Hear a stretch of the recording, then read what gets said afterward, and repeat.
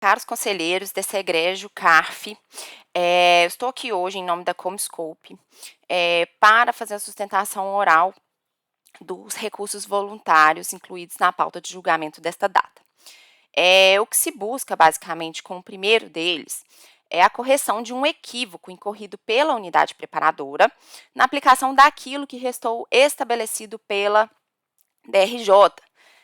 Isso porque o que se tem são 14 DECOMPs transmitidas, sendo que apenas parcialmente algumas delas foram homologadas. A Receita considerou que teria havido insuficiência de crédito, tá? E esses créditos, eles têm origem em um processo judicial que se discute a inconstitucionalidade do parágrafo 1º do artigo 3º da Lei 9718. Então, o que a recorrente fez em 2011 foi a elaboração de 2 pedidos de habilitação de crédito, um para PIS e outro para COFINS, que foram ambos deferidos para que se pudesse iniciar a transmissão dessas DECOMPs, tá? Os 2 créditos juntos somam R$ 2.537.659,47, sendo que a partir de abril de 2012 é que se iniciou a transmissão dessas DECOMPs. E o valor atualizado desses créditos à época era de R$ 2.584.955,07. A recorrente iniciou a transmissão dessas DECOMPs até o esgotamento integral desses créditos e, para sua surpresa, a Receita Federal, ao analisar essas compensações transmitidas, ela emitiu um único despacho decisório que aparentemente analisa todas as DECOMPs transmitidas, mas não considera os créditos que elas estão vinculados. Por quê? Ela considerou, para a homologação das 14 DECOMPs, apenas o crédito decorrente da ação judicial relativo a COFINS. Não considerou, portanto, o crédito de PIS. E por isso, ela, além de ter reconhecido apenas parcialmente o valor de COFINS, ela desconsiderou por completo o crédito de PIS, que também está atrelado àquela mesma ação judicial. Então, naturalmente, você não vai ter a homologação integral das 14 DECOMPs, você vai ter um valor realmente muito inferior. E sobre esse crédito de PIS, ela não se manifestou em momento algum, nem após a habilitação, nem após a transmissão da primeira, da segunda, da terceira ou da quarta DECOMP. O que nós temos aqui, né, ela não se manifestou no prazo de 5 anos, o que nós temos é a homologação tácita desse crédito, né?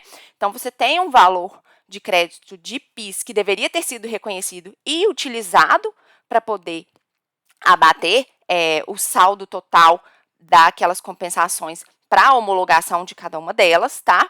E isso é facilmente percebido quando você pega o controle de utilização de crédito elaborado pela própria Receita. Você vê que ela parte de um valor que é exatamente o valor de COFINS. Ela não considera os 417.405,96 atualizados à época, em abril de 2012, para poder homologar essas DECOMPs, tá? E por isso, o que nós teríamos, na verdade, considerando apenas o crédito que foi parcialmente reconhecido pela Receita a título de COFINS, você teria um total ali a ser considerado de pelo menos R$ 1.982.498,14.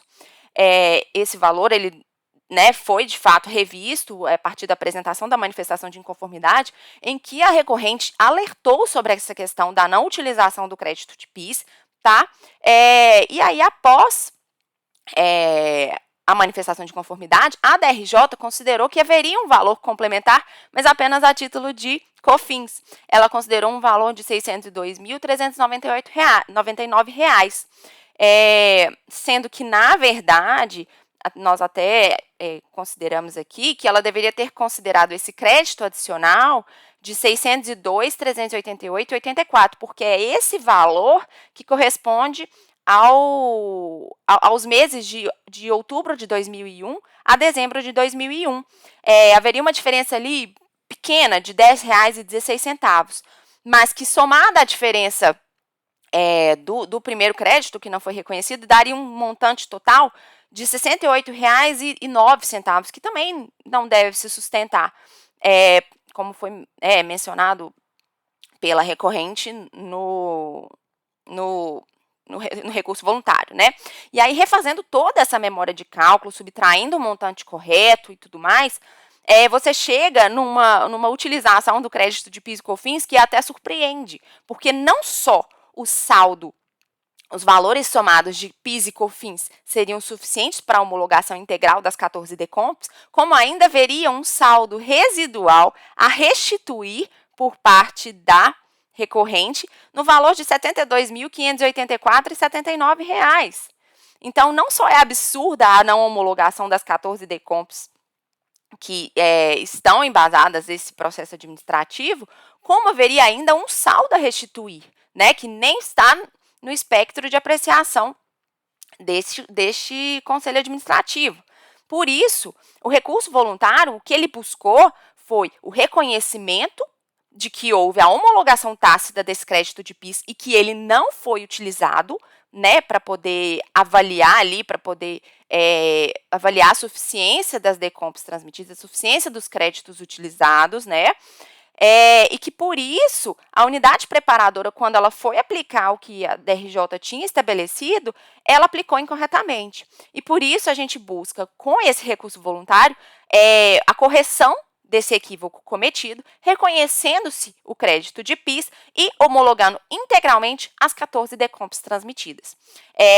E, por consequência da não homologação de algumas dessas DECOMPs que estamos aqui falando nesse processo de final 2014-16, nós temos também o outro processo administrativo, que é o 2017-10, que também está pautado, em que se discute justamente a multa de 50% pela não homologação dessas compensações.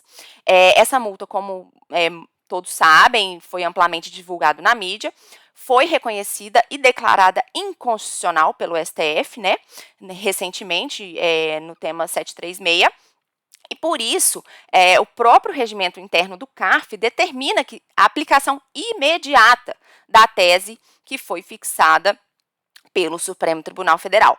Então, nesse processo 2017-10, o que se busca é o reconhecimento dessa inconstitucionalidade, de forma que a multa aplicada pela não homologação das DECOMPs, ela tem que ser afastada, e mesmo que assim não seja, que se entenda que deve-se aguardar o trânsito em julgado, a prolação do acordo, que não está previsto na jurisprudência do CARF, e nem mesmo na jurisprudência, né, judicial, por conta do disposto no próprio CPC, né, que determina a aplicação imediata da tese firmada. Ainda assim, o provimento do recurso voluntário 2014-16 implica no total caimento da multa aplicada nesse caso. Então, se vossas, né, senhorias, entenderem que não é o caso de se decidir pela